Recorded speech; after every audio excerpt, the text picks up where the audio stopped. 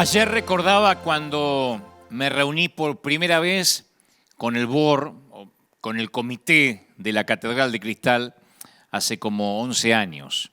Me habían convocado para hacerme cargo de la iglesia hispana y recuerdo una pregunta que me hizo un pastor que estaba allí en la comisión, llamado Rick Mize.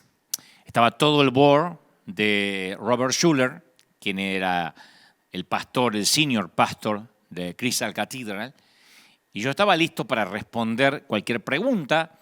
Me gustaba la idea de predicar desde la Catedral de Cristal por las cámaras de televisión, porque podía a través de la televisión llegar a miles de personas y me parecía que era una forma de llegar a más gente en menos tiempo. Así que me preparé para cualquier pregunta que me pudieran hacer, menos esa, la que me hizo Rick Mize. Y confieso que desde ese momento se convirtió en mi pregunta favorita. Una pregunta que yo también suelo hacer, porque es una forma estupenda de captar la huella que una persona tiene en el alma. Es una manera de saber su autenticidad. La pregunta fue: Dante, sabemos que eres bueno, o sabemos en lo que eres bueno, porque hemos revisado tu hoja de vida, pero muy honestamente, brutalmente honesto, ¿en qué crees que no eres bueno y deberíamos saberlo hoy? Y mi respuesta, que te la voy a decir al final de este mensaje, no fue la que ellos esperaban y obviamente causó una revolución. No fue la que esperaban porque yo tampoco estaba listo para darla. Yo estaba dispuesto a contar lo que yo creía que era medianamente bueno. Pero cuando me dijeron, ¿en qué no eres bueno? ¿Cuáles son tus debilidades que nosotros hoy deberíamos saber?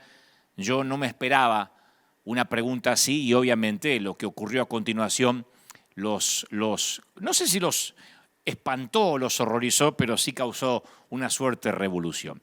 Y yo confieso que estuve tentado a usar las viejas y trilladas frases: bueno, Dios me mostró, Dios me dijo que tenía que venir acá. Pero esas palabras, Dios me dijo, Dios me mostró, que los cristianos usamos tan a menudo, si se usan deliberadamente y sin los filtros del Espíritu Santo, causan mucha frustración. Yo conté que hace algunos años alguien me dijo que Dios le había llamado al ministerio tiempo completo. Esto fue hace 20 y tantos años atrás. Un amigo que yo conocía me dijo: mira, Dante, voy a dedicarme a servir a Dios tiempo completo, Dios me está llamando a las naciones, Dios me dijo que dejara el trabajo. Cuando alguien te dice Dios me dijo, ya no está sujeto a debate. ¿Quién se atreve a decirle no estoy de acuerdo? Si Dios le dijo, ¿quién va a discutir contra Dios? Entonces, cuando alguien te dice Dios me dijo, se está endosando una palabra divina. Está diciendo, esto no es discutible, no lo estoy sujetando a consejos ni a debate. Y él me dijo, Dios me dijo que dejara el trabajo, aunque tengo que mantener a 4 hijos, no tengo otra fuente de ingreso, pero voy a vivir por la fe. Y yo no supe más de él. Tenía ganas de decirle, con 4 hijos, no tenés nada fijo, ¿de verdad vas a dejar el trabajo en la empresa o en la fábrica para que Dios te mantenga? Si no hay una palabra rema, una palabra muy puntual de Dios, es peligroso. Pero no me atreví a decirle nada porque, insisto, me dijo, Dios me dijo, que es lo que yo pude haber dicho cuando el board me hizo varias preguntas. Podía haber dicho, mire, no sé en qué no soy bueno, pero Dios me dijo que tengo que estar acá. Estuve tentado a decir eso, pero no lo dije. A este muchacho me lo encontré años después. Estaba frustrado, divorciado, quebrado financieramente. Y yo pensé, porque claro, obviamente todo lo que él soñaba, la expectativa que tenía de que Dios lo iba a mantener, resulta que no es que Dios le dijo. Yo podría contar decenas de casos, más que decenas, docenas de casos. No podría decirte cuántos ministerios se han perdido por esto de Dios me dijo. Cuántas carreras se han frustrado, cuántas familias se han destruido, cuántas cuentas bancarias se han agotado, cuánta gente ha sido lastimada, todo en nombre de ese famoso Dios me dijo, que a veces usamos ligeramente. Entonces la pregunta es, ¿somos capaces de adulterar o tergiversar un mensaje? Sí. ¿Somos capaces de inventar un Dios me dijo? Y la respuesta sincera es sí. Porque escuchar la voz de Dios no es lo mismo que recibir un WhatsApp. Y los humanos a veces podemos llegar a interferir. Y somos capaces de escuchar lo que deseamos escuchar, no con malas intenciones, sino que a veces decimos lo que nos gustaría que Dios dijese, lo que nos gustaría que Dios nos hubiese dicho. Entonces, el Dios me dijo, a veces se transforma en una licencia que nos solemos tomar para justificar una acción, una misión, una visión. Decir, bueno, Dios me dijo. Por eso yo digo siempre que el primer filtro ante un Dios me dijo es, esto que voy a hacer, esto que voy a emprender, ¿realmente viene de Dios? ¿Es congruente con el carácter de Dios lo que creo me está pidiendo? Yo he contado en varias ocasiones, están ahí disponibles los mensajes online, que hace años un profeta, entre comillas, profeta, me invitó a predicar a su iglesia, a su país, y yo le dije que no iba a ir, que no sentía de Dios, y él me dijo, Dios me dijo que tienes que venir a mi país. Y yo le dije, bueno, si Dios te lo dijo, quédate tranquilo que también me lo va a decir a mí. Yo hablo con Dios todas las mañanas. Así que tranquilo, si Dios te lo dijo, estoy convencido que me lo va a decir a mí. Y él me dijo, no funciona así, Dios ya me lo dijo a mí. Le digo, bueno, pero espera que me lo diga a mí. La cosa es que no nos pusimos de acuerdo, no acepté su invitación y luego dejó un mensaje profético en el contestador de nuestro conmutador diciendo que nuestros niños iban a morir, que mis niños morirían ahogados y que lamentablemente a él le dolía en el corazón, pero por cuanto Dante Gebel no aceptó la invitación para venir a tal lado, pagará con la vida de 2 de sus hijos, dice el Señor, aleluya. Lo dejó ahí, que yo me acuerdo que en ese momento me indigné, porque cuando alguien va a decir algo de parte de Dios, esa profecía o esa palabra no tiene que tener contradicciones con quien Dios es. Uno tiene que preguntar, a ver, ¿lo que voy a hacer es coherente con el carácter de Dios? ¿Se conforma a sus atributos? Gálatas 5:16 dice, porque el deseo de la carne es contra el espíritu y el del espíritu es contra la carne. Y estos se oponen entre sí, para que no hagáis lo que querráis, para que no hagas lo que quieras. Entonces a veces es el deseo de la carne que le sumamos un Dios me dijo. ¿Cuántas familias se han destruido? ¿Cuántas vidas se han dolido?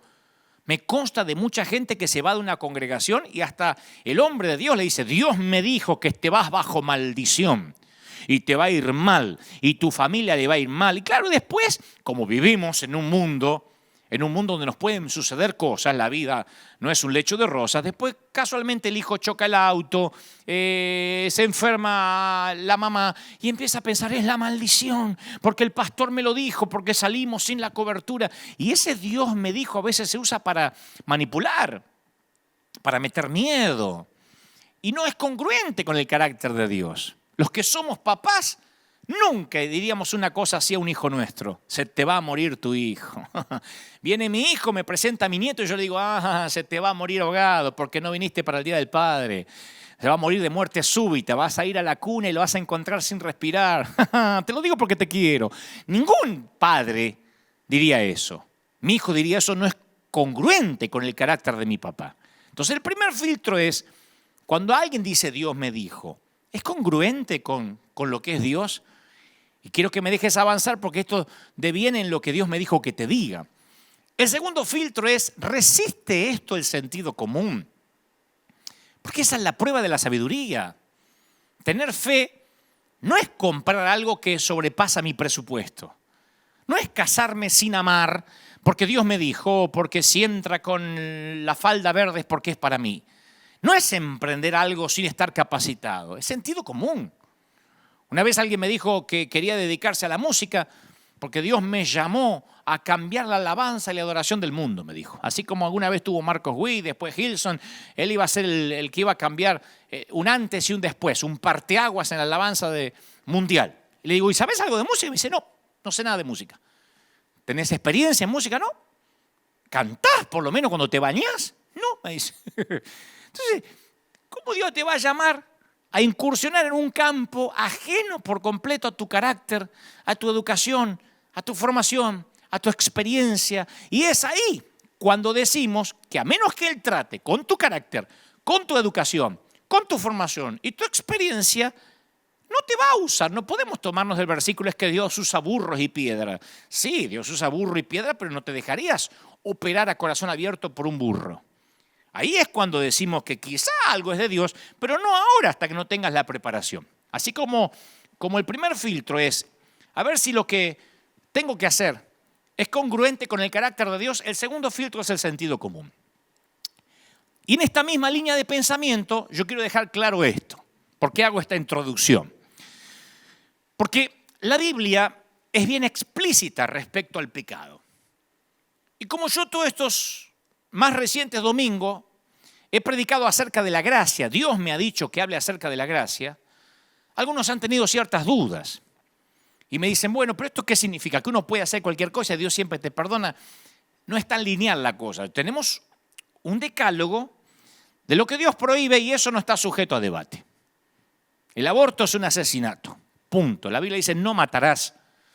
No podemos hablar de que, bueno, sí, pero si no institucionalizamos el aborto, las mamás mueren en los centros clandestinos de aborto. No podemos buscarle explicaciones a lo que es sencillito, no matarás, punto. Entonces, hay un decálogo que no resiste análisis. Así que yo no voy a hablar de lo que ya está en las Escrituras, sino que quiero hablar hoy de esas cositas o de esas decisiones que caen en el medio de ambos extremos. ¿Qué hay de aquellas cosas que la Biblia hace silencio y no sabemos si estamos haciendo mal o bien? Déjenme avanzar porque todo esto termina en algo que el Señor puso en mi corazón. Ahora volvemos a esto de los filtros. Romanos 14:5 dice, hay personas que hacen diferencia entre día y día. Otro juzga iguales todos los días. Cada uno está plenamente convencido en su propia mente. El que hace caso del día, lo hace para el Señor. O como para el Señor. O como para el Señor no lo hace. El que come para el Señor, come, porque da gracias a Dios. Y el que no come para el Señor, no come, porque da gracias a Dios. Parece un juego de palabras, pero tiene sentido. Hay de los que dicen, para mí tomar vino es un pecado horrible. Como el otro día dijiste, hay que brindar con una copita de vino mendocino, eso es pecado mortal. Otros dicen que la Coca-Cola es el peor demonio. Otros creen que hay ciertos personajes satánicos como los Simpsons o cualquier cosa de Disney o mirar Netflix, eso es satánico. En mis tiempos, cuando yo era pibe, muchacho, el fútbol era un pecado mortal. Era correr tras la cabeza de Satanás. Era 22 tipos pateando la cabeza del demonio. Se decía así, el que miraba fútbol no podía tomar Santa Cena, quedaba excluido de la comunión de la iglesia. La vestimenta era otro tema importantísimo. Algunos ministros hoy hasta predican en short, en chanclas. Casi es un tema cultural. A mí me gusta estar un poquito más elegante, pero es un tema cultural. Otros la música, tienen un tema con la música. ¿Qué género es pecaminoso? ¿Qué música es secular? ¿Qué música es cristiana? Si el rock lo inventó el diablo, lo inventó Dios. Entonces Romanos 14:22, Pablo le escribe a Roma y dice, ¿tienes tu fe? O sea, ¿tienes tus convicciones? Tenla para contigo, delante de Dios, no se la impongas a otros.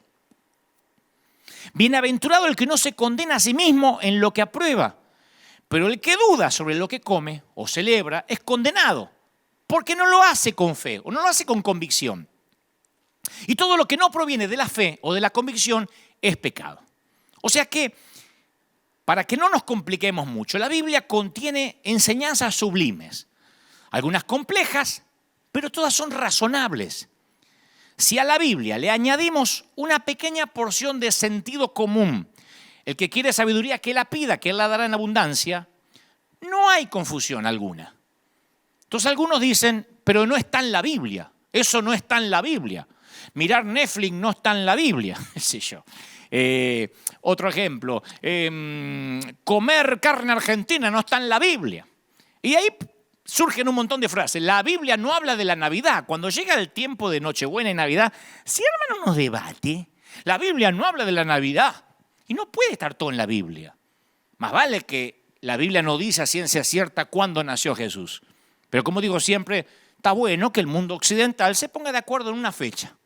Como cuando adoptas un niño huérfano y no tienes la partida de nacimiento, no tienes la fecha en que nació, pero no por eso le vas a negar un cumpleaños. Se calcula más o menos cuándo pudo haber nacido el niño y se le festeja un cumpleaños con un pastelito, con una torta. Pero ese no es el día que nació, sí, pero no se le priva de celebrar el cumpleaños. Entonces uno dice, bueno, no sabemos si nació Cristo en junio, en octubre, están todos, pero es pagana la fecha, pero nos ponemos de acuerdo en recordar que un día nació Jesús, sea en diciembre o en julio. Todo no puede estar en la Biblia. La Biblia dice que también Jesús hizo muchas cosas, de las cuales si se escribieran una por una, ni aún en el mundo cabrían los libros que se habrían de escribir, dice Juan 21:25. En la Biblia no hay un texto sobre las drogas, no hay ni un solo texto sobre el tabaco. La Biblia no habla de pornografía de manera directa, de masturbación, la inclusión de género, no habla de eutanasia. Pero no hace falta que lo diga de manera explícita. Tampoco dice nada acerca de celebraciones comunes y cotidianas como el Día de la Madre, el Día de la Primavera, el Día del Niño, el Día de la Independencia, fin de año, principio de año, Reyes, el Día del Amigo, el Día de Acción de Gracia, el día en que la suegra se fue de casa, qué sé yo, los cumpleaños, aniversario de bodas. Pero celebramos algunos de estos días y hacemos cosas que no aparecen en la Biblia. Por eso, insisto, necesitamos el filtro del sentido común. Hasta ahí estamos. Algunos están pensando, hoy vas a hablar de doctrina. No, todo esto es para construir, es la base para la enseñanza. Hay cosas que están en la Biblia claras y hay cosas que el sentido común hace que yo entienda. O sea, no necesito que diga la Biblia un versículo, no miraréis pornografía. Para decir, pero no está, así que puedo mirar. Pero es lógico.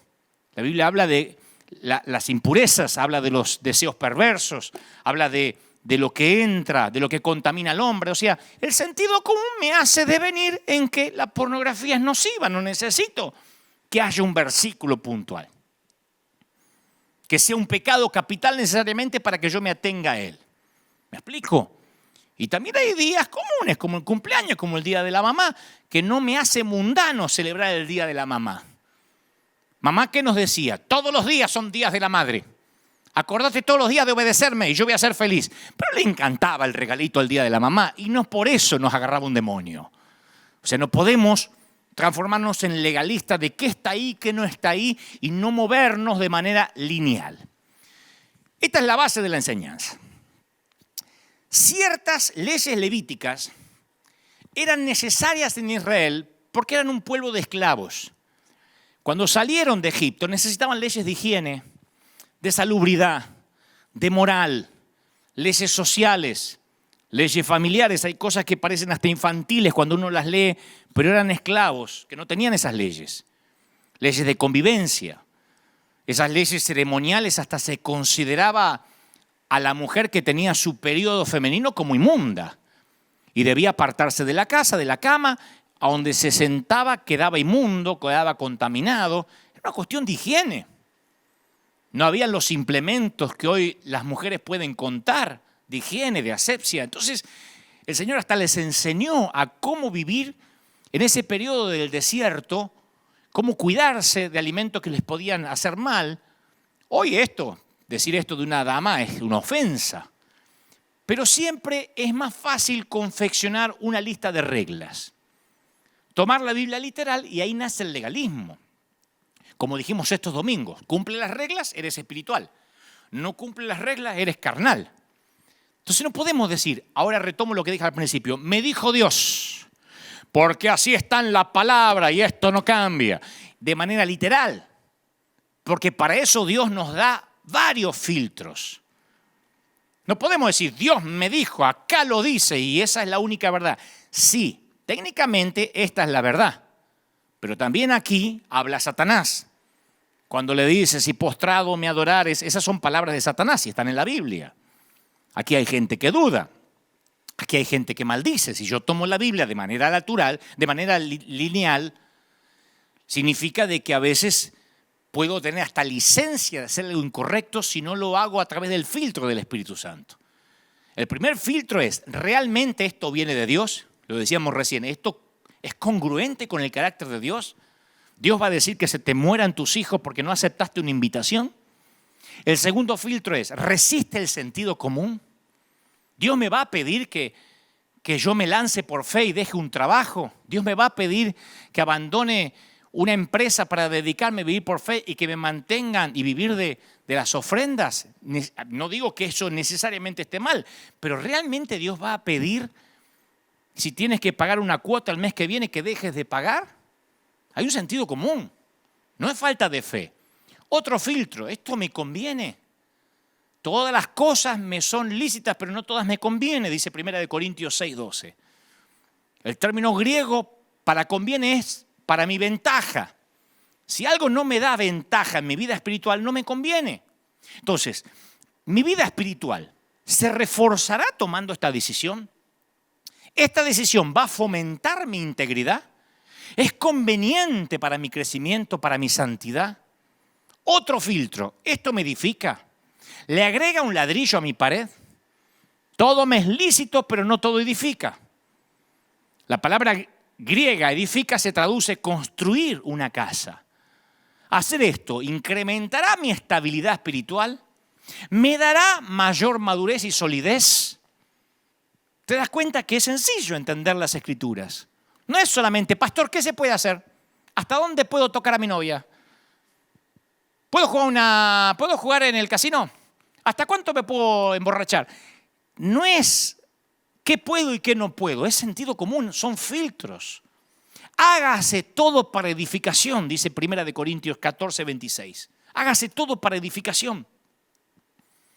Cuando armas tu vida sin pensar en edificar un carácter, y construyes una casa deforme, amorfa, sin arquitectura, sin planos, sin proyectos, sin terminación fina. Otro filtro, el quinto, esto me atrasa en la carrera. Si yo estoy corriendo para ganar el premio, como decía el apóstol, esta decisión me va a atrasar. El escritor a los Hebreos dice, despojándonos de todo peso y del pecado que nos asedia, corramos la carrera que tenemos por delante, puestos los ojos en Jesús. Despojémonos de todo peso y de pecado. Yo no me había dado cuenta que aquí el escritor hace énfasis en que una cosa es el peso y otra cosa es el pecado. La palabra griega para peso es bulto, bolso, maleta, valija.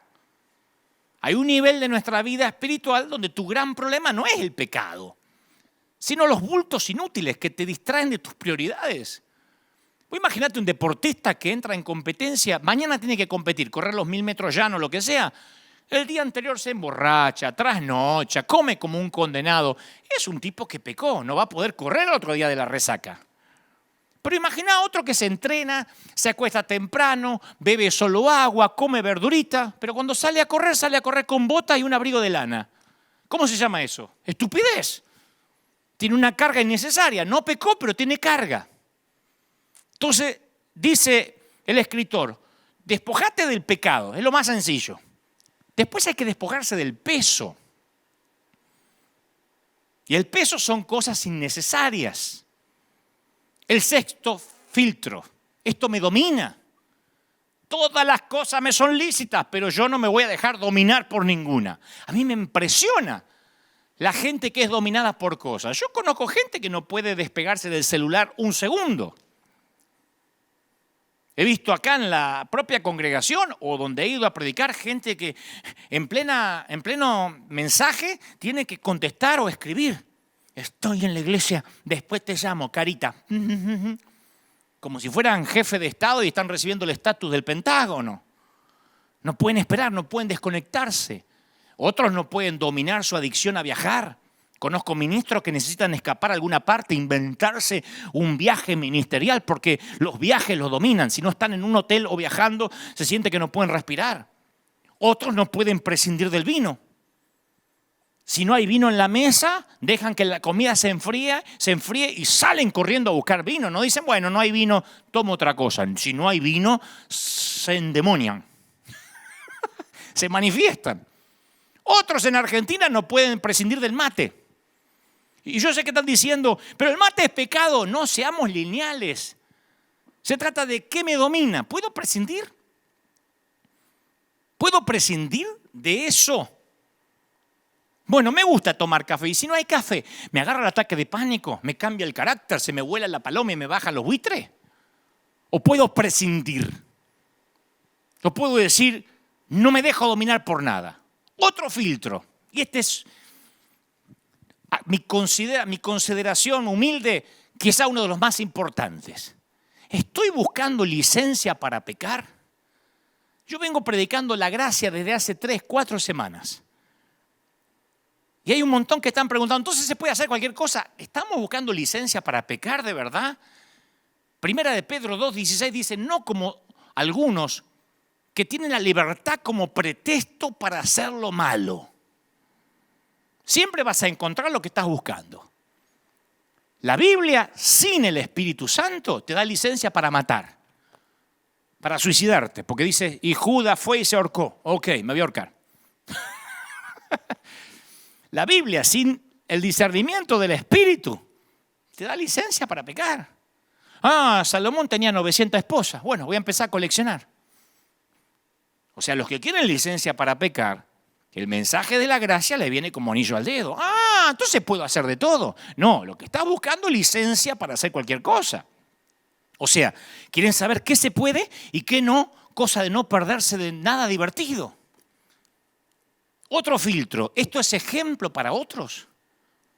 Porque dice, si alguien te dice que fue sacrificada esa carne a los ídolos, no la comas por motivo de conciencia, no la tuya, sino la del otro. La gente en el templo llevaba comida para los dioses, dedicada a los dioses, y a veces no la comían, quedaba ahí, la comían solo los sacerdotes, y como sobraba comida pusieron una carnicería, literalmente al fondo del templo. Si querías carne barata, la comprabas en el templo. Y de ahí el apóstol tiene que decir, mirá, si comer carne que fue dedicada a los ídolos le hace mal al otro, no la comas delante de él. Mirá que tu libertad no sea tropiezo a los débiles, dice Corintios 8:9, 1 Corintios 8:9. Pero cuidado, porque aquí siempre aparecen los que se aprenden un solo versiculito y se olvidan del resto de las escrituras. Yo los llamo los monoversículos, que viven toda la vida con un solo versículo, uno que les reconviene y van con ese versículo como bandera. No ven toda la escritura. Agarran uno que les conviene y no los movés de ahí. Son los que por lo general te dicen, el diezmo está en el Viejo Testamento, está en Malaquías, son los primeros que se aprenden. Entonces no necesitas un versiculito para justificar tu desobediencia. Desobedece y punto. Vos te perdés la bendición. Los tacaños se aferran a, cuando des limosna, que no sepa tu izquierda lo que da tu derecha. A mí me llenan, cuando ponemos lo que hacemos por América Latina, que amueblamos, hay un montón que se sabe en ese versiculito. Algunos ni saben dónde está. Que tu mano derecha no sepa o tu izquierda no sepa lo de tu derecha. ¿Qué es la excusa para no dar? Para opinar sentado frente a un monitor. Pero se aprendieron el versiculito cuando están hablando de limosna, no de solidaridad, no de dar con generosidad. Los miedosos se aprenden otro. Hay que estar sujeto a las autoridades. Se aprenden eso.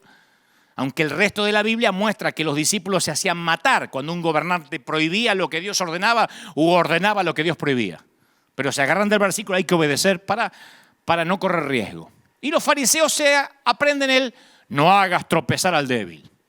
El débil no va a caer de la fe porque te pongas una camiseta de Homero Simpson. El que se va a enfurecer es el fariseo. Una cosa es hacer tropezar al débil, al neófito. Otra cosa es querer agradar al fariseo, cosa que jamás vamos a lograr, porque el fariseo siempre está buscando una excusa para crucificar al Mesías. Ya te condenaron en su mente, están buscando solamente evidencia. Necesitan tirar su piedra diaria antes de irse a dormir. ¿Me explico? Ahora sí, al meollo de este mensaje. Pero si yo no hago toda esta introducción y pongo esta base, después surgen las preguntas. Pero no dice la Biblia, pero no dice Romanos, pero no dice Hebreos. Por eso esto es necesario, con esta base, esto es lo que queremos construir y considero Dios me dijo que te diga. Con esta base, no sé si doctrinal, pero escritural, Biblia pura. La ley ceremonial de Levítico prohibía comer carne de varios animales por ser catalogados animales inmundos. Entonces un día Pedro tiene una visión. Hechos 10, literalmente Hechos 10, dice que tuvo gran hambre Pedro y quiso comer. Y mientras le preparaban algo, andá a saber si le preparaban un asado argentino con chinchulines, con choricito, qué sé yo, le sobrevino un éxtasis. Y entonces ve un cielo abierto, Pedro, y vio que descendía algo semejante a un gran lienzo, como una sábana.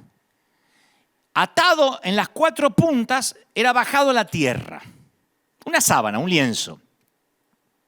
Cuando lo mira, se da cuenta que arriba de la sábana había cuadrúpedos terrestres, reptiles y aves del cielo. Y le vino una voz y le dice: levántate, Pedro, mata y come. ¿Tenés hambre? Ahí tenés. Y Pedro dijo: no, de ninguna manera. Yo no como cosa inmunda, ni la he comido jamás. Pedro era un estricto guardador de esas ordenanzas. Volvió la voz a Pedro, la segunda vez. Lo que Dios limpió, no lo llames común. Esto 3 veces pasó. Para Pedro, como todo judío de Palestina, esas comidas eran tabú, abominables incluso. Si durante el transcurso del día, ponele, Pedro tocaba un insecto muerto, se tenía que lavar las manos, la ropa, y quedaba impuro hasta el atardecer y no podía visitar el templo en ese día. Suponete que caía una araña del techo a una cazuela de barro, al plato, tenía que tirar todo lo que ésta tenía dentro, la comida, y de hacerla desaparecer. Ahora esos animales de contrabando descendían en una sábana en su techo, mientras que una voz le decía: levántate, mata y come. ¿Qué hace Pedro? Le recordó sus propias reglas a Dios. Dijo: esto es trampa. Es como que un policía te diga: pasa semáforo rojo. ¿Tú estás seguro? Esto es trampa. Por supuesto que no, dice Pedro. Nunca he comido nada impuro ni incierto. Y la voz le replicó: no llames impuro nada que Dios haya hecho puro. La escena se repitió 2 veces más. Entonces Pedro, estremecido en lo profundo de su ser, desciende por la escalera y se pega otra sacudida. Un grupo de gentiles inmundos que querían unirse al grupo de seguidores de Jesús. Los ungidos menos pensados. Uno diría: ¿pero por qué Dios se contradice? No se contradice, Dios es el que había dado esta ley levítica y ahora dice: lo limpié. Él es Dios. Insisto con el ejemplo que di recién. ¿Cuántas veces están trabajando en las calles y el policía, como están trabajando y asfaltando esta parte, hay un policía que te dice que te metas de contramano? Para la gente que en la calle y te dice: vamos. Podrías bajarte y decir: no, señor, yo jamás me meto en contramano. Pero te está diciendo el policía que pases. Yo no me meto en contramano. Pasá, ganso, porque si no vas a retrasar todo el tránsito. O sea, quien hizo las leyes ahora está haciendo un cambio y puede hacerlo. Los cristianos de hoy, que comemos de todo, tal vez perdemos la fuerza de esta escena que transcurrió en un techo hace años. Decimos: bueno, sí, pero no sé si eras tan así. El paralelo más cercano a mí se me ocurre que en medio de una convención de pastores de sana doctrina hoy en día, están todos predicando: aleluya, gloria al Señor, somos santos, la mujer no se corte el cabello. Una iglesia bien de doctrina, de esas radicales, ¿no? Y me imagino que están en una convención los pastores y de repente sobrenaturalmente desciende una barra de bar. Es un ejemplo. Un ejemplo, no diga aleluya, los que están buscando licencia para pecar. Es un ejemplo. Desciende una barra de bar y hay una voz del cielo que dice a los astemios: beban, a chupar, dice el Señor. ¿Cómo? ¿Qué diría la gente? ¿Qué dirían los pastores? ¡No! Jamás hemos bebido. Esa es la reacción de Pedro. Por supuesto que no, Señor. Ese era el tipo de convicción que tenía Pedro contra las comidas impuras. Me dijo: me estás haciendo una trampa. ¿Dónde está la cámara oculta? En cuanto agarre uno de estos bichos, me quita el apostolado. Cuando Pedro, bajo presión, acepta visitar la casa de un centurión romano, se presenta a sí mismo diciendo: ustedes saben qué abominable es para un varón judío juntarse con un extranjero. Abominable. Él estaba haciendo esa concesión después de que perdió la discusión con Dios en el techo de la casa. Y Pedro después continúa: pero bueno, tragando saliva, pero bueno, Dios me mostró que que a ningún hombre hay que llamarlo común o inmundo, porque entendió la metáfora. Se estaba produciendo una revolución de la gracia. Una revolución que apenas Pedro comprendía. Y los fariseos habían establecido normas precisas para permanecer limpio. Nunca entrar a la casa de un gentil, nunca comer con pecadores, no hacer trabajo alguno en sábado, lavarse la mano 7 veces antes de comer. Y cuando se empieza a correr el rumor de que Jesús podría ser el Mesías tan esperado, los judíos estaban escandalizados. No solo eso, Jesús había pasado deliberadamente a territorio gentil. Había hablado y se había relacionado con gentiles. Había elogiado a un centurión romano por tener más fe que nadie en Israel. ¿Te imaginas? Este centurión tiene más fe que todos los judíos. Los liquidó. Se ofreció a entrar en la casa del centurión para sanar a su siervo. Después vemos a Jesús tocado por una mujer que tiene una hemorragia hace 12 años, un problema femenino que le impedía que adorara a Dios, que le causaba gran vergüenza y que los fariseos enseñaban que esas enfermedades femeninas eran causadas a raíz del pecado de la mujer. Jesús los contradijo directamente. Desde aquel lugar Jesús se dirige al hogar de un gobernante de la sinagoga cuya hija acababa de morir. O sea que ya estaba inmundo porque lo había tocado una mujer con flujo. Y ahora inmundo como estaba, entra a una recámara y toca un cadáver. Diríamos en Argentina, sobre llovido mojado. Las leyes de Levítico protegían contra el contagio. El contacto con una persona enferma, con un gentil, con un cadáver, con ciertos tipos de animales. Incluso el moho, los hongos podían contaminar a una persona. Y Jesús revirtió el proceso. En lugar de contaminarse, Él fue el que afectaba positivamente a la otra persona. Y fue mucho más allá. Le dio ministerios a los inmundos. Comisionó al ungido menos pensado.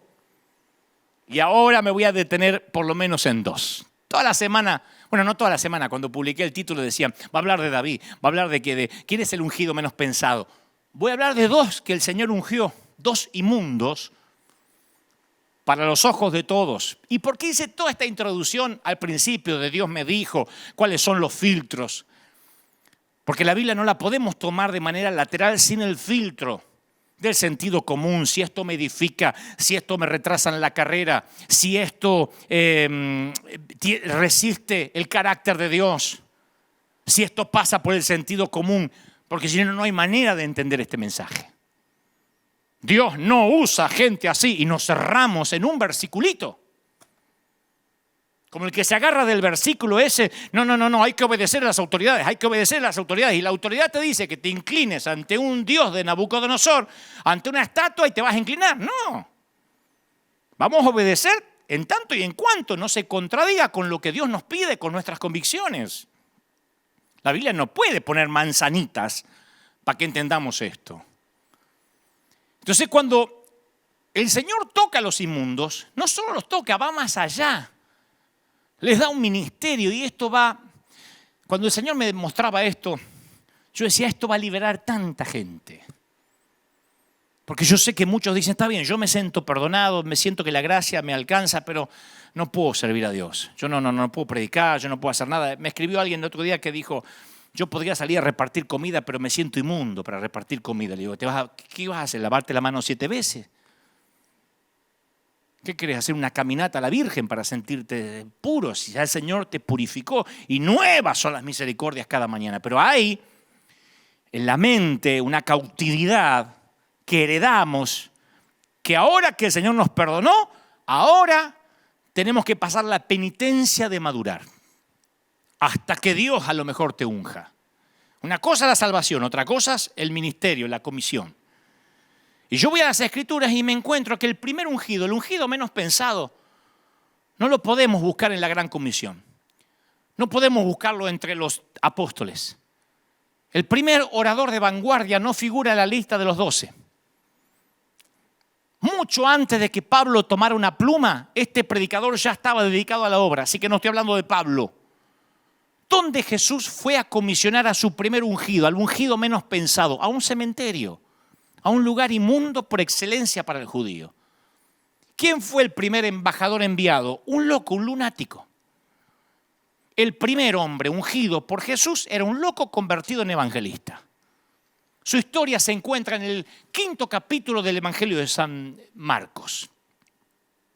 Jesús baja de la barca, ve que viene a su encuentro, de entre los sepulcros, un tipo con un espíritu inmundo, que tenía su casa, su morada ahí entre los sepulcros, entre las tumbas.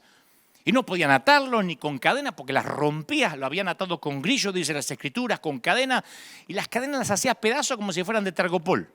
Nadie lo podía dominar. Y andaba de día, de noche, daba voces, gritaba, nadie se acercaba ni siquiera al cementerio ni para llevar a sus seres queridos porque estaba el loco que se autoflagelaba con piedras desnudo, haciendo seguramente gestos obscenos. Palestina no sabía qué hacer con él. Rompía las cadenas, se arrancaba las ropas, vivía en cuevas. Nadie tenía lugar para él, excepto Jesús. Entonces la barca de Jesús y los muchachos, los discípulos, atraca a poca distancia de un cementerio, un lugar gentil, y entra por el cementerio, nada menos. Un lugar impuro para los judíos. Baja Jesús, sale el loco de la caverna, la locura desnuda. ¿Y quién habla? Jesús. Le dice, sal de este hombre, espíritu inmundo. Y el espíritu se pone nervioso. ¿Qué tienes conmigo, Jesús? ¿Qué tienes conmigo? ¿Qué tienes contra mi Hijo del Altísimo? Y Jesús quiere recuperar al hombre. Como dije el domingo pasado, Jesús veía detrás del lodo del pecado, detrás de los demonios. Los demonios no ofrecen resistencia, saben que están perdiendo por nocaut antes de subir al ring. Cuando Dios ordena, los demonios solo tienen una respuesta, rogar, suplicar. Le rogaban que no los enviase lejos de esa región. Se sentían más seguros metiéndose en unos cerdos, en un hato de cerdos. Así que en presencia de Dios, los demonios prefieren meterse en los cerdos. Jesús se lo permite, 2000 cerdos caen por un despeñadero al mar. Los cerdos poseídos por los demonios se suicidan. Y en ese cementerio surge un discípulo, el ungido menos pensado. Imagínate la cara de los muchachos, de los discípulos. Porque él está bien, libera al loco, pero no lo comisiones, no lo unja, porque eso sí no lo va a tolerar la gente. Los que apacentaban cerdos corrieron a la ciudad, primero porque se quedaron sin cerdos, y dijeron lo que habían visto. Entonces la gente va al lugar para comprobar lo que los cuidadores de cerdos habían contado. Vienen a Jesús y ven al que había sido atormentado por el demonio, que todo el mundo conocía al loco, que ahora estaba sentado, el que había tenido la legión de demonios, sentado, vestido, en su juicio cabal. Y tuvieron miedo los tipos cuando lo vieron sentado, cuando lo vieron que estaba bien, y comenzaron a rogarle a Jesús que por favor se fuera de sus contornos. Entonces quiero que entiendas esto. Si no conoces la historia estás pensando, ¿vos me estás diciendo, Dante, que la gente le rogó a Jesús que se fuera después de semejante milagro? Sí. ¿Que en lugar de agradecerle lo echaron? Uh-huh. ¿Y qué hace que la gente prefiera cerdos y endemoniados en lugar de la presencia de Dios? Lo mismo que lleva que una iglesia prefiera la religión y la ley antes que la libertad y la gracia. ¿Qué conduce a una nación a preferir la esclavitud antes que la libertad? ¿Qué cosa hace que la gente prefiera las tradiciones del ayer en lugar del Dios viviente de hoy? ¿Querés saber la respuesta? La de siempre. No puedes ungir o comisionar a alguien que sea peor que nosotros. Nosotros cuidamos la santidad. Tú no puedes bendecir a ese. Tú no puedes pagarle al obrero de la 11ª hora lo mismo que a nosotros que trabajamos desde la mañana. ¿Se dan cuenta? Es un patrón. La gente de Gadara echó a Jesús. Y como Jesús nunca va donde nos lo invitan, vuelve a entrar a la barca y se va. Y cuando entró a la barca para irse, se va de Gadara, pero cuando ya está por irse, el que había estado endemoniado le decía, por favor Jesús, déjame ir contigo. Y Jesús no se lo permitió. Yo siempre dije, ¿por qué Jesús no se lo quiso llevar? Llamó al joven rico y el joven rico no quiso. Ahora tiene un tipo que sí quiere, ¿y por qué no lo lleva? Porque tenía planes mayores para él. Le dijo, vete a tu casa, Cuéntales cuán grandes cosas el Señor ha hecho contigo y cómo ha tenido misericordia de ti. ¿No es esa una comisión para predicar? ¿No es lo que hacemos cuando levantamos a un evangelista, a un pastor? Señor, llévalo a las naciones, que convoque, que a los familiares, las puertas que tú le abras, Señor, aleluya, que Él sea un canal, que sea una voz. ¿No es eso lo que el Señor está haciendo con este tipo? El ungido menos pensado, sin entrenamiento, sin enseñanza. ¿Qué era lo único que sabía el tipo? Que Jesús podía atemorizar las huestes del infierno, que cuando los demonios que lo atormentaron toda la vida lo vieron a Jesús, prefirieron los cerdos. No lo mandó a enseñar doctrina, no lo mandó a abrir una célula, lo mandó a decir, lo único que sé es que yo estaba endemoniado y ahora soy libre. ¿No será que ese es el evangelio que debemos predicar y que perdimos en algún lugar del camino del peregrinar cristiano? Me pregunto, ¿qué nos pasó? Cuando es tan sencillo, ¿qué tengo que hacer? Pregunta el loco. Contale que eras loco y ahora estás bien. ¿Y qué más? Que estabas endemoniado y ahora estás libre. Andá, predicá. ¿Habríamos comisionado a un tipo que le quitamos los demonios hoy? Entra un endemoniado, hace un desastre, vomita, queda libre. Le diríamos, bueno, ahora eres el evangelista, el pastor asociado. ¿Lo haríamos? No, si está inmundo. O bueno, por lo menos ahora tiene que mostrar que cambió. ¿Viste que cuando miramos la Biblia con ojos nuevos, los evangelios con ojos nuevos, el Jesús que nos predicaron siempre no es el verdadero? ¿Quieren otra persona que califica como el ungido menos pensado? La mujer samaritana que aparece en el capítulo 4 de Juan. Si se trata de inmoralidad, esta mujer es una profesional. De todas las personas que tropezaron con el Hijo de Dios, tenía que ser una mujer la que tuviera un pasado que mostraba que estaba más lejos de Dios que nadie. Y sorpresivamente Jesús, que le gusta romper los protocolos, inicia una conversación con ella. Imagínate, un respetable varón judío no tendría que haber estado conversando con una mujer sola y como ella, punto. Porque una mujer con una reputación así puede dañar la reputación de Jesús, pero a él no le importa. Y extrañamente esta mujer había estudiado religión, porque le dice que conoció a muchos mesías, así que sabe que todo el mundo está esperando un mesías, y se divorció 5 veces, o sea que no perdió tiempo la muchacha. Y ahora está teniendo la aventura con uno más. Jesús se lo va a decir en momentos. Decididamente ella conoce a los hombres, pero nunca se encontró como un hombre como el que ahora está delante. Y este hombre la trata con respeto, con caballerosidad, la escucha, dialoga con ella, toma sus preguntas con seriedad, la trata con dignidad, hasta con ternura. La mujer piensa, gracias a Dios, este no sabe qué clase de mujer soy, pero él sí sabe qué clase de mujer es ella. Lo que pasa es que ella misma no sabe qué clase de mujer es. Y Jesús la pone cara a cara consigo misma, como pasa aquí en la iglesia cuando viene la gente rota. No es que pasamos por alto el pecado. El Espíritu Santo trae convicción y uno se ve como es, se ve roto. Por eso al principio hice toda esta introducción de qué es pecado y qué no es pecado, porque algunos dicen, la gracia, entonces puede hacer cualquier cosa. No, Jesús te va a confrontar. Esta mujer haría cualquier cosa para evitar enfrentarse con lo que ella había llegado a hacer. Pero Jesús sabe que para ponerse bien, ella tiene que ser real, tiene que ser auténtica. Y Jesús no le da cátedra, no la condena, Jesús no la humilla. Le recuerda a dónde la llevaron sus elecciones. Y ahora cuando ella no tiene más secretos, reconoce su anhelo más profundo, su anhelo del Mesías. Ahora es cuando puede reconocer que en su búsqueda fútil, en su búsqueda híbrida de relaciones, había estado buscando agua viva. Durante toda su vida de andar a la pesca del hombre adecuado, ahora se da cuenta que ella había estado tratando de encontrar a Dios. Y ahora él está de pie delante de ella, el Dios hecho hombre ahí. Y en lugar de Jesús concentrarse en sus defectos, Jesús se enfoca en su deseo que ella tiene de Dios.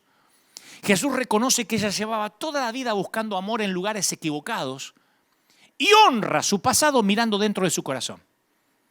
Por eso no es raro que la mujer deje el cántaro y salga corriendo a la ciudad dando gritos y empieza a predicar. Vengan a ver, hay un hombre que me ha dicho todo lo que yo he hecho. ¿No estaba avergonzada de su pasado? No, ya no. Lo único que esta mujer es capaz de pensar es en su futuro. Una mujer que toda la vida fue definida por su pasado, ahora es definida por su presente.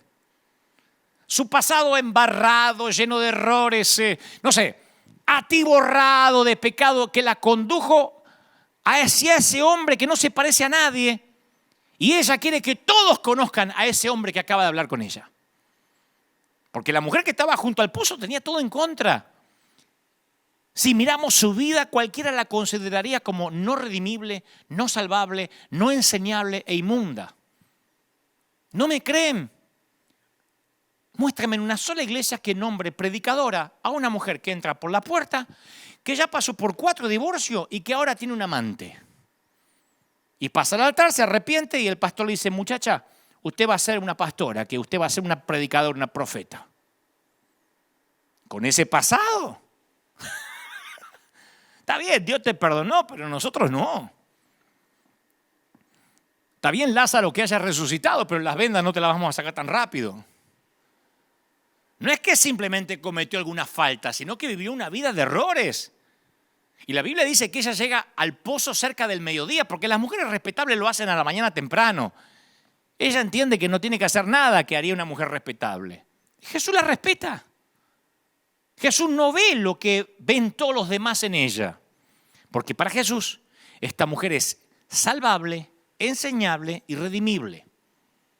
Y comisionable. Existe el término, lo acabo de inventar, comisionable. Es una ungida no esperada, menos esperada. La larga cadena de errores de esta mujer está a punto de cortarse. Y Jesús ve su deseo presente, lo cual hace irrelevante su pasado. El deseo presente hace que el pasado sea irrelevante. Lo que esta mujer espera del Mesías es una crítica larga, una conferencia que le dice por qué hiciste, por qué no lo pensaste, y en cambio lo que recibe es compasión, suavidad, amabilidad y ternura. Y ahora presta atención porque aquí tenemos a otra ungida menos pensada. Y estos son los detalles que tal vez se te pasaron por alto como a mí. Después de su conversación con Jesús, la mujer del pozo está empezando a comenzar una nueva manera de vivir, totalmente nueva, nadie duda de eso, pero ninguno de los hechos en su vida han cambiado todavía. O sea, sigue siendo una divorciada varias veces, 5 veces, y por lo pronto sigue teniendo un amante. Sé que están pensando, pero seguro salió de allí y le pegó una patada al amante. La Biblia no da luz qué pasó. Creemos que sí, que tomó una resolución. Pero convengamos que su reputación continúa siendo un desastre. Varias veces Jesús le dijo a la gente que no hablaran acerca de su encuentro con él. Pero con esta mujer no fue así. Su fe tiene minutos de vida. Su fe apenas tiene minutos de vida. Y ya se transformó en una evangelista. Ya tiene una influencia enorme sobre la comunidad. ¿Y qué es lo que dice ella? No mucho. Como el gadareno. Vengan a ver a un hombre que me ha dicho todo lo que yo he hecho. Esa es su prédica. En la ciudad todos saben lo que hizo esta mujer. Pueblo chico, infierno grande, decía mi mamá. Lo que ella dice no llama la atención. Pero que ella hable públicamente de su pasado vergonzoso causa impacto. Sus palabras son pocas y son aparentemente insignificantes, pero que lo diga es muy significativo. Significa que ya no siente carga, que no siente vergüenza.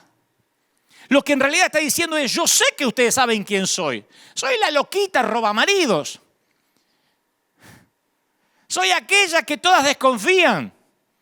La que se contornea con minifalda a la hora de la siesta. Pero yo conocí a alguien que me liberó de mi pasado, de mi reputación. Y ya no soy la persona que ustedes piensan que soy. ¿Me oyeron, vieja chusma? No soy la persona que ustedes decían que soy. Y las que estaban ahí con la escoba doblada, parada en la vereda, dice, ay, mira vos. Sí, ya no soy rehén de mis errores, soy libre. Y nada cambió. Pero a la vez todo ha cambiado. Y cuando yo veo al gadareno, este ungido menos pensado, y a la mujer junto al pozo, esta ungida menos pensada, digo, las implicaciones que eso tiene para nosotros hoy en día son sorprendentes. Aquellos de nosotros que queremos apartarnos de nuestro pasado, podemos comenzar ahora mismo una nueva vida, aunque todavía nada haya cambiado. Sé que esto va a producir urticaria, por eso hice toda la introducción del inicio, pero quiero liberarte con esto. No tienes que esperar a ser maduro. No tienes que diezmar 2 años seguidos, ni tener un líder de célula. No tienes que irte a otra ciudad para empezar de nuevo. No tienes que apartarte de los mundanos y dar fruto. Simplemente emprendemos el camino, comenzamos, damos los primeros pasos, nos bamboleamos, caminamos con inseguridad hacia la vida espiritual, aun cuando todavía no lo hacemos bien. ¿Alguna vez viste un bebé intentando caminar, dando sus primeros pasos? ¿Cómo camina? ¿Como un modelo? ¿O camina tambaleante? Y todos aplaudimos. ¿Cómo camina un recién nacido? La gracia, ¿cuál es la gracia del que empieza a caminar? Que hace 3 pasitos y ¡bum! De panza al piso. ¿Qué le decimos? No te atrevas a volver a caminar, bebé, hasta que camine bien. Siéntate y camina como la gente, como un hombre maduro. Celebramos. ¿Celebramos qué? Da esos pasitos y se cae. Y el Señor celebra que tiene 2 ungidos. Uno allá en las costas de Gadara y una mujer en Samaria, dando gritos. No le creas a los que te dicen que ellos solos son los ungidos y que tú tienes que llegar a un nivel para ser como ellos. Son embusteros. Porque el gadareno y la samaritana fueron los ungidos menos pensados y los primeros predicadores de este evangelio. Yo conozco acerca de estas conspiraciones de la gracia. Yo conozco de estas locuras. Porque cuando llegué a la Catedral de Cristal, Ricky Mais me miró y me preguntó, ¿en qué no eres bueno? ¿Cuál es la mayor debilidad tuya que deberíamos conocer? Y como dije al principio de este mensaje, yo no esperaba esa pregunta, toda menos esa. Y al principio, confieso, como también lo dije, quise quedar espiritual. Iba a decir, Dios me dijo que este es mi lugar. Y con eso cerrar todo posible debate, toda discusión. O pude haber disfrazado la respuesta de falsa modestia, diciendo, bueno, mi debilidad es que soy un adicto al trabajo. Soy muy exigente, esa es mi debilidad. ¿Vieron que cuando uno le pregunta la debilidad a la gente dice, es que soy muy perfeccionista? ¿Está mal? Es que soy demasiado obsesivo con la excelencia, esa es mi debilidad. Hay gente que hasta cree que tiene debilidades lindas. Pero para ser honesto, mi falta de entrenamiento como ministro en ese entonces, el que nunca había ido a un seminario, era lo que no quería decirles. La Catedral de Cristal pedía 7, 8 reconocimientos mínimo para ser pastor. Recuerdo que cuando íbamos camino a esa reunión, por el campus, iba conmigo Juan Carlos Ortiz, el pastor fundador de la iglesia hispana, de esta iglesia hispana, ¿no? Y hoy pastor nuestro honorífico, que por supuesto nos mira todos los domingos y te mando un gran saludo. Recibí tu carta ayer, escrita a mano. Y entonces me dice Juan Carlos, voy a hacer con su voz. Para el que no lo conoce, él habla así. Él habla siempre como si fuera un actor de teatro, ¿no? Y me dice, Dante, ¿trajiste tu certificado de ministro? Digo, no tengo. ¿No tenés un cursito bíblico, aunque sea? ¿No fuiste a ningún seminario? No. ¿Y a un instituto bíblico local? Menos. Che, escúchame, ¿fuiste aunque sea a la escuelita dominical? Muy poco. No había. Pero tenés una lectura formal de la Biblia. Y la he leído, sí. No sé qué se llama la lectura formal. Bueno, esperemos que no te pidan nada de eso. Me dice medio resignado, como diciendo, ¿a quién estoy recomendando? Me acechaba mi pasado, mi falta de educación formal, ¿no? Y tal como dijo Ortiz, en esa reunión no me pidieron ningún diploma. Pero la pregunta esa, ¿en qué crees que no eres bueno?, me obligaba a responder algo y no sé qué sucedió. Decidí ser honesto. Creo que fue mi primer vestigio de autenticidad brutal. Cometí un sincericidio. Le dije, señores, no creo que tenga lo que hace falta para ser el pastor que ustedes están buscando. Ahora que me preguntas esto, Rick, creo que tienen al tipo equivocado. Ortiz me miraba como diciendo, no es eso lo que tenías que decir. Le digo, mire, no tengo los estudios teológicos necesarios. Es más, no soy capaz de encontrar demasiado rápido Ageo en mi propia Biblia. Busca Ageo y no te lo encuentro rápido.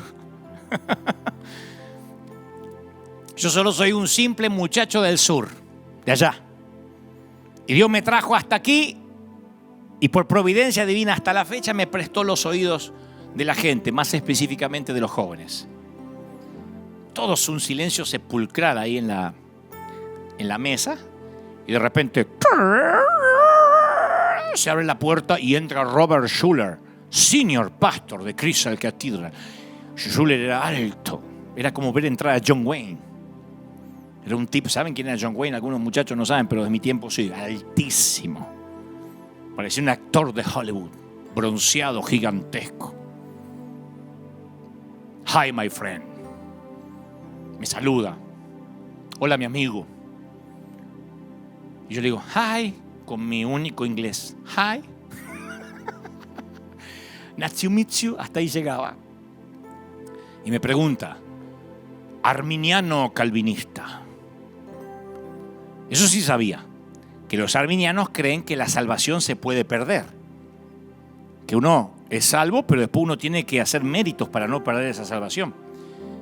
Y los calvinistas afirman que el salvo es siempre salvo. Creen en la predestinación. Si estás anotado en el libro de la vida, punto, no se discute. Y no traten de hablar en su casa y decir ahora, bueno, pero entonces yo creo esto último, no lo primero, porque es una discusión que lleva 2000 y tantos de años y no lo vamos a resolver hoy en este servicio. Nada más estoy contando la experiencia. Schuller creía que uno nunca perdía la salvación. Su doctrina es calvinista. Salvo siempre salvo. Yo no voy a debatir eso ahora, solamente estoy contando la experiencia que viví.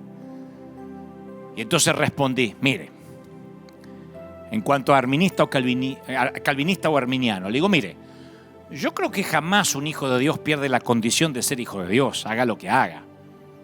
Yo soy papá y van a ser siempre mis hijos, sean jueces de la nación o delincuentes.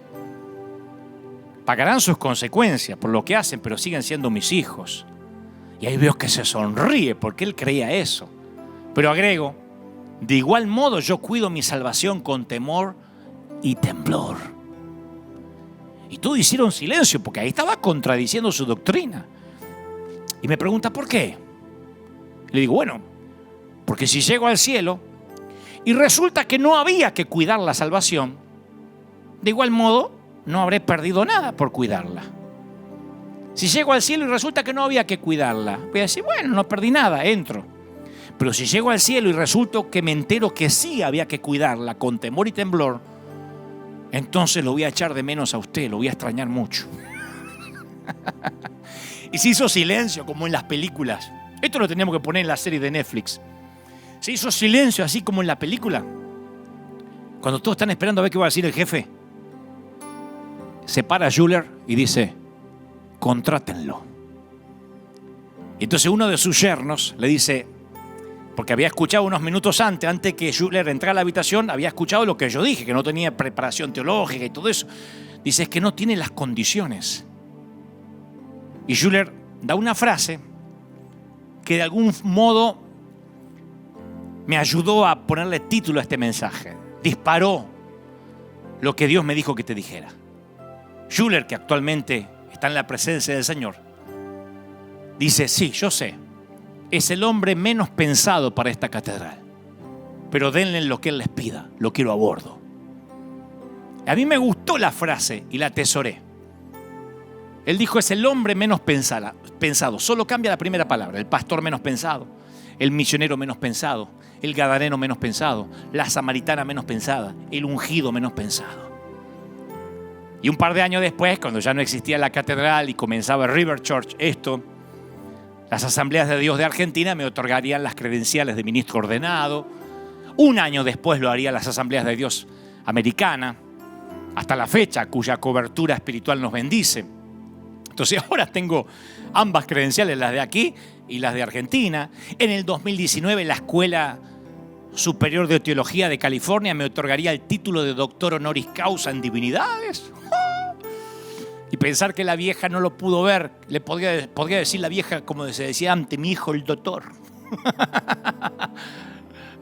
Cuento esto porque Dios es fiel, pues yo no pedí nada de eso. Al cabo sigo siendo el mismo muchacho del sur, pero aún así sigo siendo otros de los ungidos menos pensados. Yo soy parte de ese grupo de gentiles inmundos a los que Dios santificó, que se unieron al grupo de seguidores de Jesús y que al principio Pablo tenía como algo que le producía asco, abominable. Somos parte del escuadrón de búsqueda, somos los reclutas menos pensados, somos los tipos equivocados en las misiones correctas. Por eso cuando me preguntan en una entrevista, ¿vos sos pastor? Siempre digo, no, yo estoy haciendo esa tarea momentáneamente. Y algunos me salen con que te avergonzás del evangelio. No, es que para ser pastor hace falta mucho más de lo que yo tengo. Más estudios teológicos, más doctrina correcta, más elocuencia. Hay que ser más ecuánime, hay que tener más años de experiencia, más actitudes clonadas de otros pastores, vestir diferente. No sé si los pastores se visten de negro. Se necesita ser menos raro, menos extravagante. Yo soy consciente de eso. Los pastores no andan diciendo por ahí que son artistas. Yo sí, porque dibujo, porque canto o intento, porque actúo, porque hago películas, porque me fascina y porque heredé el oficio del Padre, el mayor artista de los artistas. Pero los pastores no dicen eso. Así que me siento feliz de pertenecer al grupo de los ungidos menos pensados. Los que dicen, yo solo tengo para contar que era ciego y ahora veo. Yo solo tengo para decir, hey, yo también tengo algo para decir, tenía sed y ahora he bebido del agua de vida. Hey, no me dejen afuera. Yo estaba endemoniado, vivía en el cementerio y ahora soy libre. Y así desfilan todos los ungidos menos pensados. Hey. Yo llegué a la Catedral de Cristal sin hablar inglés, sin título, sin nada y me dijeron, está a bordo. Y seguramente tú estás detrás y el otro, todos tenemos historias de gente que no debería recibir la misma paga de los obreros que trabajaron desde el amanecer. Pero ¿quién puede decir que la gracia es justa? ¿Desmedida? ¿Generosa? Sí. ¿Justa? No. Si fuera justa, tú no estarías allí.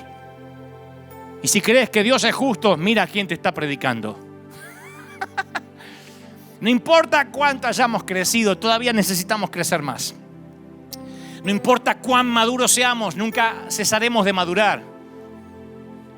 Voy a terminar con esto. Todos los meses, el grupo juvenil de la iglesia visitaba una residencia local de ancianos para tener servicios con los residentes. Voy a cambiar el nombre para no herir susceptibilidades. Marcelo, un voluntario mal dispuesto, eso que siempre están atravesados, que siempre traen problemas, estaba ahí en el grupo juvenil y detestaba los asilos de ancianos. Literalmente dijo una frase espantosa: no soporto el olor a viejo.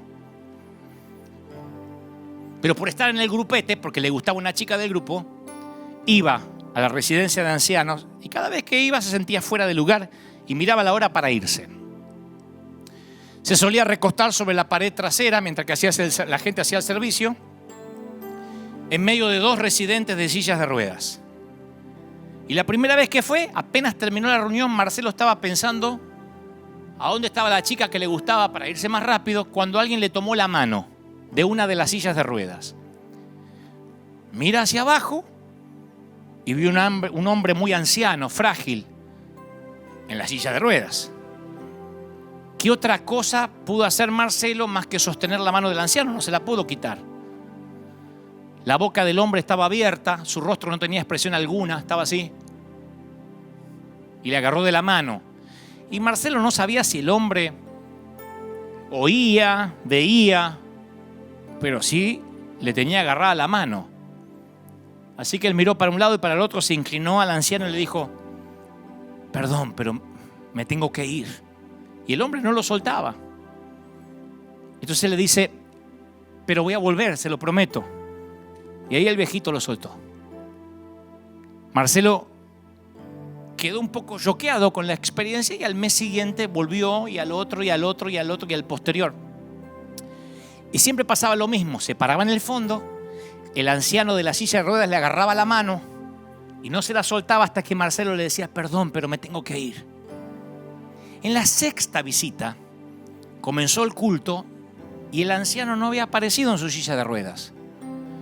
Entonces él preguntó a las enfermeras y lo llevaron a la habitación 27.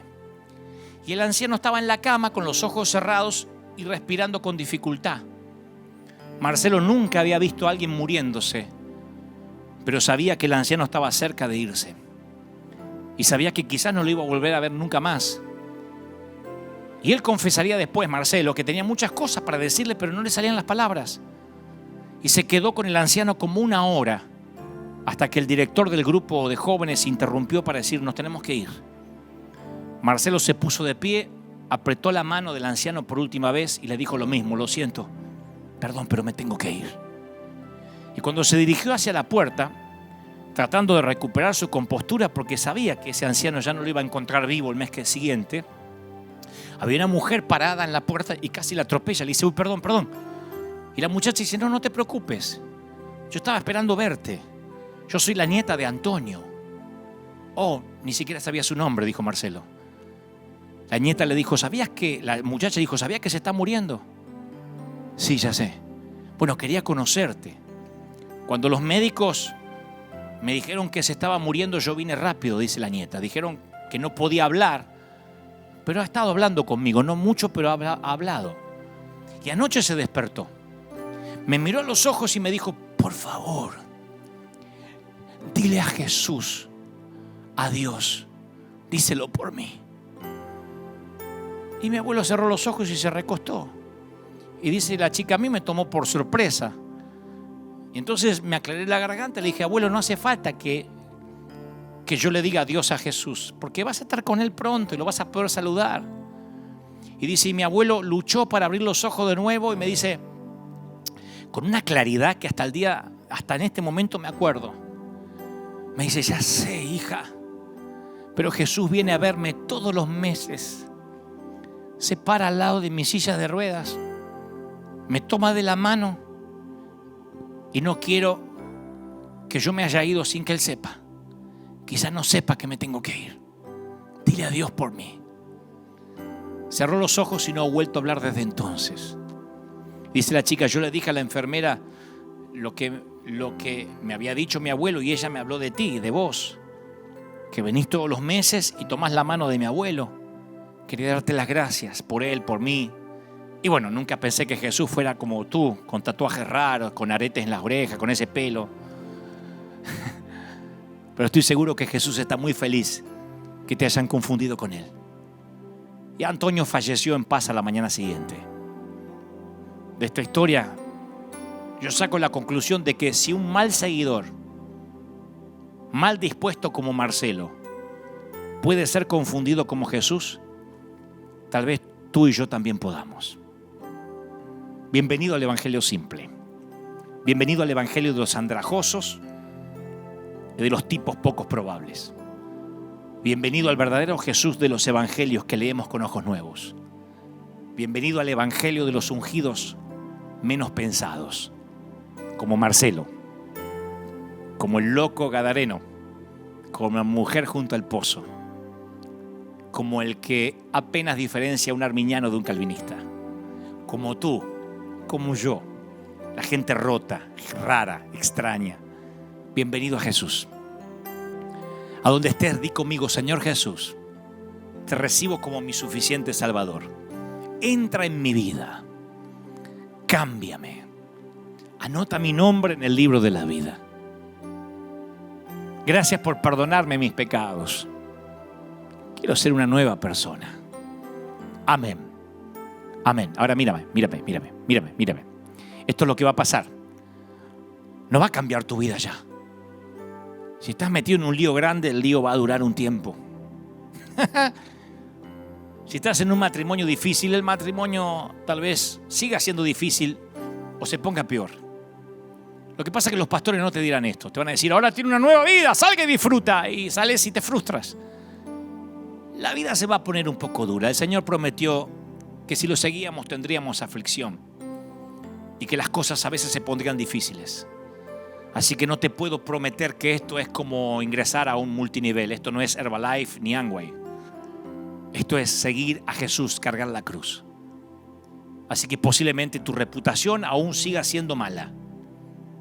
Pero lo bueno es que como la samaritana no te va a importar. O como el gadareno, vas a ir a predicar a aquellos que echaron a Jesús. Si yo fuera Jesús y me echaran de sus contornos, les mandaría una plaga, no un misionero. Pero Jesús les manda un misionero, porque así ama a Él, intensamente, con locura, con profundidad. ¿Acaso hay alguna otra forma? Y tú y yo somos los ungidos menos pensados. Somos los que estamos en ese lienzo, en esa sábana de cosas inmundas. Y el Señor dice, no llames inmundo a lo que yo santifiqué. Yo sé de eso. Yo sé de estas conspiraciones de la gracia. Y hay una conspiración de gracia para bendecirte, para ayudarte, para que las cosas te empiecen a ir mejor, no en el sentido lineal de la vida, sino en el sentido espiritual. Y eso ya cambió, simplemente con esta oración que acabamos de hacer juntos. Ahora quiero orar por todos, por los que han perdido la fe de que Dios los iba a usar, por los que han dicho yo he hecho desastres con mi vida, por los que han dicho en esta pandemia, en estas cuarentenas me he enfriado. El Señor me dice que te diga que Él va a levantar a los niños para avergonzar a los sabios. Él va a usar a aquellos que nadie daba 2 pesos por ellos, justamente para que los religiosos se sorprendan de que Dios toca lo que no es para que sea. Yo quiero que en tu hogar, en tu casa, como hacemos los últimos domingos, son los más recientes, te pongas de pie si es posible. Si es posible, quiero que tomes la mano de tu ser querido, de tu familia, de tus hijos, de tu mami, de tu papi, de tu cónyuge. Donde estés, yo quiero orar. Yo voy a liberar algo. Yo quiero orar para que la mente se libere, para que toda carga, para que todo lo que oprime, para que todo lo que te ataba desaparezca ahora de tu vida. Dios va a levantar a ex locos. Dios va a levantar a ex endemoniados, a mujeres que tenían mala reputación, a hombres que habían hecho desastres con su vida, para que sean los ungidos menos pensados. Yo puedo darte cátedra de eso. Por años en mi país dijeron es un loco, es una moda, es un payaso, es un showman, y posiblemente yo sea todo eso y más. Es más, no dicen más cosas de mí porque les falta conocerme, pero sé que tendrían muchas cosas peores para decir de mí si tan solo me conocieran un poco más. Pero contra todos los pronósticos, contra todos los diagnósticos, Dios unge a los ungidos, Dios unge a los misioneros, Dios unge a los evangelistas, a los pastores menos pensados, a aquellos que el mundo deja de lado. Dios dice a ese yo voy a bendecir. Y mientras que hay una fila esperando que el aceite de la unción ruede sobre sus cabezas, mientras que hay una fila de personas esperando que les toque el turno, Dios pregunta, ¿acaso no hay un hijo más? ¿Acaso no hay alguien que falta? Samuel pregunta, ¿no hay otro? Y el Señor dice, sí, hay alguien allí, que el pecado ha hecho estragos con su vida. Hay alguien que está allí apartado en el patio trasero del desierto. Y como Moisés, después de 40 años, como David siendo un proscripto de la ley y un fugitivo de su propio suegro, como Rahab la ramera, y como tantos que engalanan las páginas de esta Biblia que sin asepsia nos habla de gente que está rota, de gente quebrada. Dios dice, yo te voy a redimir, yo te voy a levantar, yo te voy a bendecir, y Dios tocará lo que no es para que sea. El Señor me muestra que aún aquellos que quisieron decir yo soy, Él los ha callado. Y aquellos que estuvieron en silencio, Él les ha puesto un altavoz. Y en estos tiempos el Espíritu Santo me dice, yo sigo legitimizando el llamado genuino. Dios va a mantener a aquellos que, aunque se equivocaron, la zarza ardió de verdad algún día frente a ellos. Te ama el Señor. Bendigo tu familia, bendigo tu hogar. Los que están ahora tomados de la mano, los que están en sus hogares, yo los bendigo. Pido que una guardia de ángeles asignados estén alrededor de tu casa, de tu vida, de tus cosas. Te bendice el Señor. ¿Cómo no te va a bendecir si en sus manos te tiene esculpido? ¿Cómo te va a olvidar el Señor si ha recogido en cáliz de plata cada lágrima derramada? Me dice el Señor, no te rindas, no te entregues. He aquí, yo te bendigo, dice el Señor. Yo te sostengo. Yo he pagado un precio por ti. Bendigo a los hijos pródigos, bendigo a los ungidos menos probables, bendigo a la gente rota, bendigo a los muertos que caminan, bendigo a esos que conocieron al otro Dios, al Dios verdadero, al Dios de las Escrituras y no el Dios de la religión. Te bendice el Señor. ¡Aleluya! Te toca, te rodea el Señor. Oro para que la gloria que sentimos aquí en el Arena pueda llegar ahora hasta tu hogar, a donde sea, en la sala, en la habitación, donde me estés mirando, en el patio. En cualquier parte remoto del mundo donde esta palabra llegue, donde esta palabra quede en la cápsula del tiempo y la escuches cuando sea, la palabra estará viva y te tocará, dice el Señor. Te bendigo. Oro por ti, por tus seres queridos, por tus finanzas, por tu salud. ¿Cómo no te va a amar el Señor? Gente rota, gente maravillosa. El Rey está en casa. Aleluya. Amén. Y amén. Aleluya. ¿Pueden sentirlo? Es el Rey. Es el Señor de señores, llenándolo todo, momento a momento, minuto a minuto. Y donde estés, recuerda la historia de Marcelo y Antonio en su silla de ruedas, tomando de la mano, confundiéndolo con Jesús. O recuerda a la mujer junto al pozo, o recuerda a Pedro diciendo, no puedo comer esto, es inmundo. Recuerda cada una de las historias que hoy Dios te habló. Principalmente esos momentos donde sientas que no eres nadie, que metiste la pata demasiado, que pecaste demasiado y hartaste a Dios. Te ama el Señor. Y este mensaje no es para los que buscaban licencia para pecar.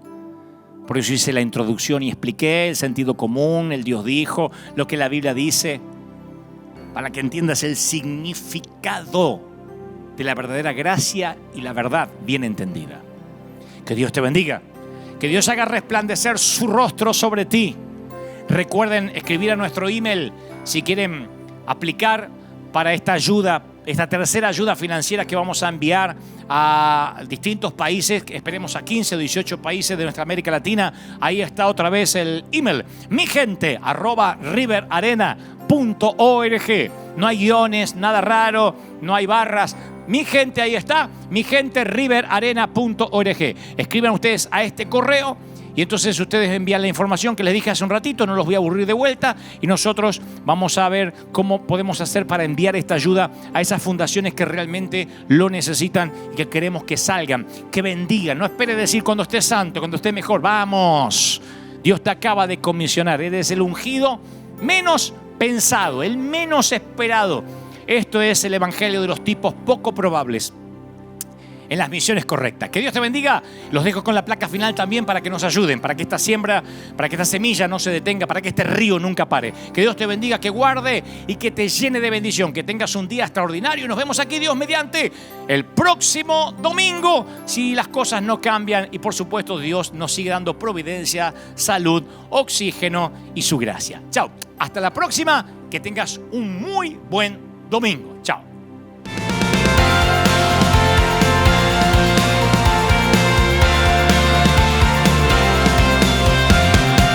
Apareciste una noche de soledad, abandonado y perdido te reconocí. Tu voz diciéndome no temas, yo estoy aquí.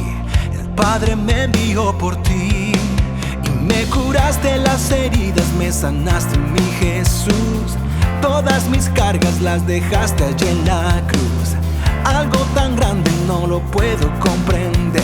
Oigo tu dulce voz diciéndome una y otra vez: oh, oh, oh, eres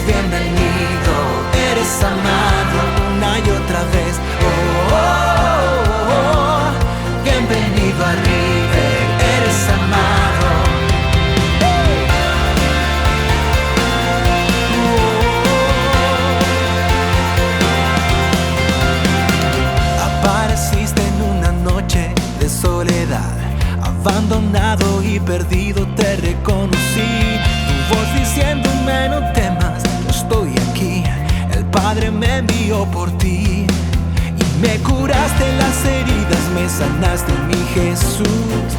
Todas mis cargas las dejaste allí en la cruz.